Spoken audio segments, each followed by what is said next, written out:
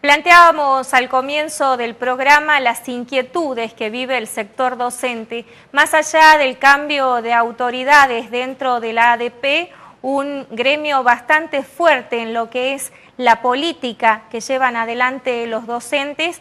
Hay un tema que nos preocupa y es cuál es el estado emocional, psicológico y también personal por el que atraviesa el sector. Nos acompaña esta noche el diputado Claudio del Pla, del Partido Obrero. ¿Qué tal, diputado? Buenas noches. Muy bien, ¿cómo están? Buenas noches. Sabemos que ustedes han trabajado arduamente en poder detectar cuáles son los problemas que se ven dentro de la docencia. ¿Hacia dónde apunta este estudio y qué es lo que han percibido en este primer relevamiento que han realizado?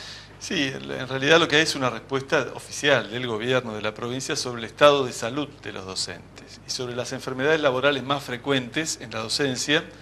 Es un informe que ya lo hemos hecho en el pasado y este último abarca los últimos 3 años, 3 años y medio, desde el año 2009 hasta ahora, y muestra cuáles son las enfermedades más frecuentes en la docencia.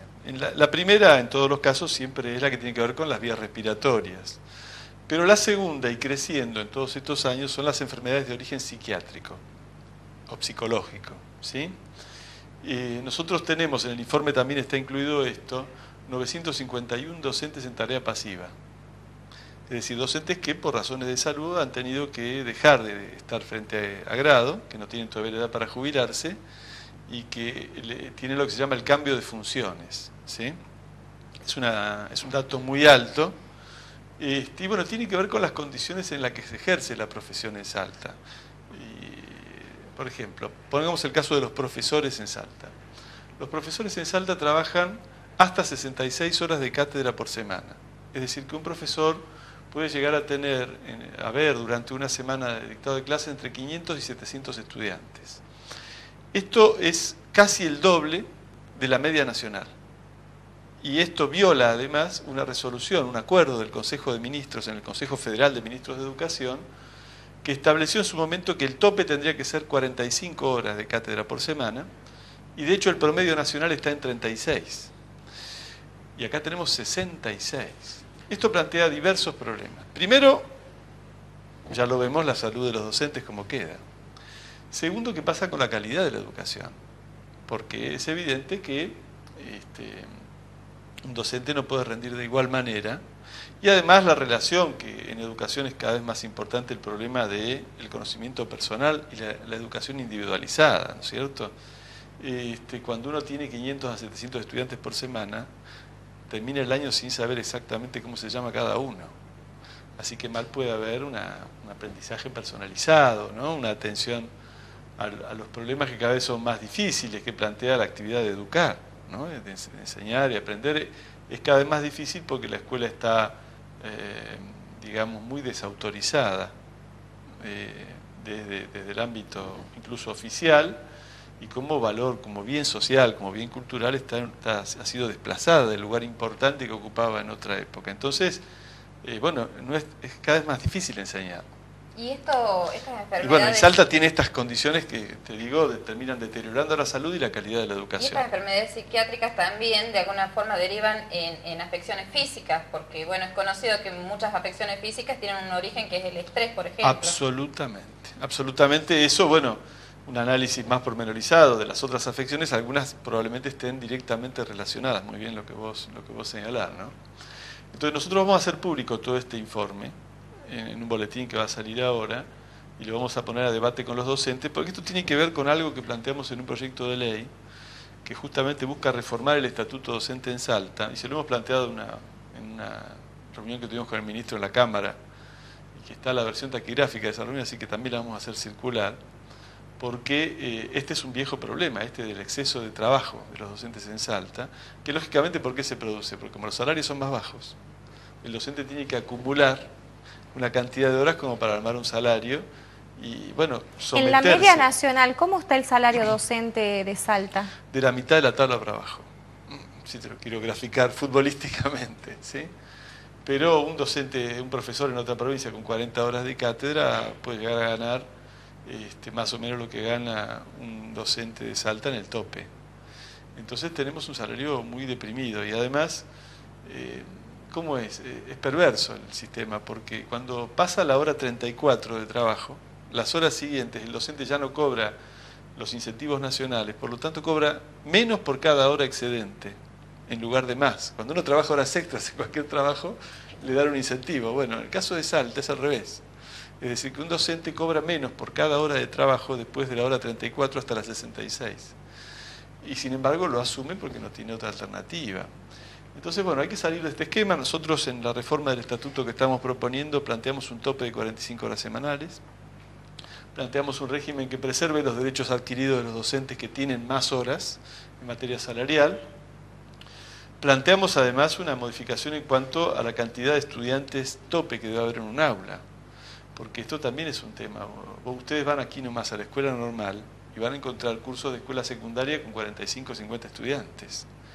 Eso es contrario a todo lo que marca la pedagogía. Para todo esto se necesita mucha infraestructura e inversión. Sí. ¿Usted cree que la provincia está en condiciones de llevar adelante este proceso de cambio para realmente revertir la situación? Tendría que tomar las decisiones políticas de hacer de esto prioridad. Por ejemplo, recursos, la provincia de Salta produce su economía, produce recursos muy importantes. El problema es que grandes actividades económicas no colaboran en nada al presupuesto público de Salta. Por ejemplo, nosotros hemos planteado desde el Partido Obrero hacer un fondo para todos estos temas sociales, haciendo que simplemente la gran propiedad terrateniente, las grandes propiedades, no las chicas, paguen los impuestos de acuerdo al valor real de la tierra. Y después de mucho insistir, finalmente se hizo un revalúo, porque estaban valuadas 60 veces menos de lo que valen las hectáreas más productivas, la de los ingenios, la de la soja, ¿no es cierto? Y el gobierno finalmente entró en este tema, pero dejó todavía completamente subvaluadas las propiedades. Entonces, donde habría que recaudar 130 millones por año, vamos a recaudar 13, por ejemplo, en el impuesto inmobiliario rural. Si el gobierno tuviera la disposición de destinar más plata a educación, por ejemplo, podría hacerlo haciendo que simplemente poniendo un poquito de justicia, que alguien que tiene grandes propiedades, que tiene una enorme rentabilidad, pague de acuerdo a lo que su tierra vale, ¿no es cierto? Como ocurre con cualquier trabajador que paga por su vivienda, ¿no es cierto? Entonces, bueno, es un problema de decisión política. Si el gobierno tiene la decisión política de buscar los recursos, los va a encontrar. Si mantiene los privilegios de los grandes grupos económicos, entonces nunca va a haber plata para que tengamos un tope de 25 estudiantes por hora, que es lo que corresponde. ¿No es cierto? Que tengamos un docente que trabaje menos horas con un mejor salario, y entonces vamos a dar un salto en la calidad de la educación. Por ejemplo, la escuela secundaria de Salta tiene un nivel de egreso del 37%. Solo 37 de cada 100 que ingresan al secundario egresan en Salta. Y esto contando, incluidos los que repiten, es decir, que no todos lo hacen en los 5 años. Entonces tenemos un fracaso muy grande con la educación. De esto se discute muy poco. Nosotros con nuestro proyecto de reforma del Estatuto Docente estamos queriendo discutir estas grandes cuestiones que ponen al trabajo docente en una situación de emergencia. ¿Ustedes observan esta especie de cambio de roles que hay en los que el docente le atribuye a la familia o a los papás las tareas de investigación en la casa y demás, y a la vez el docente absorbe la tarea del padre, que es lo que decía Mónica en un principio, hasta alimentar a los chicos, contenerlos y demás? Era una tarea que quedaba para el hogar en ese tiempo. Es muy compleja, todos los problemas sociales estallan en la escuela. Sí. Es decir, esta realidad social que se vive, Salta tiene 8% de desocupación plena, es la que tiene más desocupación a nivel nacional, y otro 10-12% de una desocupación disfrazada de gente que vive de changas. Todo eso se traduce en crisis en la familia. Eso es muy claro, y eso a la hora de ver qué pasa con los aprendizajes se ve todo. Entonces tenés cada vez más un docente teniendo que contener socialmente una escuela que tiene que dar de comer, que no debiera, tiempos que debieras ocupar para desarrollar trabajo pedagógico, que como vos señalás, tenés que dedicarlos a estos temas. Bueno, todo eso lógicamente impacta y hace más difícil la profesión. Y a su vez, si las condiciones laborales de la docencia tienen todos estos problemas que yo señalo, salarios bajos, sobretrabajo y demás, eso termina impactando al final en ¿qué? En la calidad de la educación. ¿Y cómo ven el nivel de violencia que hay dentro de esta crisis, cambios de roles y demás? Esta crisis social que se también, ¿no? De alguna forma se ve en la... Hay violencia fuera de la escuela y lógicamente. Todo lo que ocurre fuera de la escuela, de algún modo va a ocurrir adentro. No creo que sea un problema específico ni de los niños ni de los adolescentes, como a veces se lo presenta. Es un problema de la violencia que se vive en general en la sociedad. ni tampoco que sea un problema de la escuela.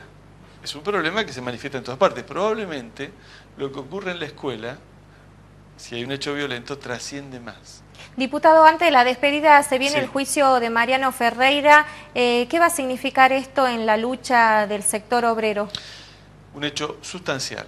El 6 de agosto comienza el juicio de este compañero del Partido Obrero que lo asesinaron, recuerdo, le va a acordar la audiencia, cuando peleaba contra la tercerización en el trabajo, que es uno de los grandes temas de este país, y puso en debate toda una estructura mafiosa que funcionaba en torno de los ferrocarriles, que contrataba, bueno, patotas, que fueron las que cometieron el crimen, una policía que dejó un espacio liberado, una burocracia sindical que fue la ideóloga de todo esto, de este hombre Pedraza. Bueno, es la primera vez que logramos meter a todos presos. Están presos los policías que dejaron la zona liberada para que ocurra este hecho. Están presos los patoteros que llevaron a cabo aparentemente el crimen, y están presos los ideólogos. Es decir, está preso José Pedraza, el presidente de la Unión Ferroviaria. Nosotros nos vamos a movilizar porque que haya una condena ejemplar, en este caso, a todos los responsables. No es un tema simplemente de que se haga justicia. Este juicio va a ayudar a que grandes problemas sociales que tiene el pueblo argentino, la situación de los ferrocarriles, el trabajo en negro y el trabajo basura, y la existencia de patotas que actúan amparadas por el poder, puedan por primera vez ser condenadas. Así que nosotros nos vamos a movilizar y va a haber actividades en todo el país, festivales, movilizaciones, y un juicio que probablemente dure unos 6 meses, porque va a haber 300 testigos y hay 13 presos. Queremos llamar la atención de toda la población para seguir paso a paso lo que allí ocurre y estar alertas para que no haya impunidad. Diputado Claudio Del Pla, muchísimas gracias. Vamos a estar seguramente toda la sociedad atentos a este juicio que va a comenzar en el mes de agosto, que va a sentar un precedente. Nosotros nos vamos a una pausa y enseguida regresamos.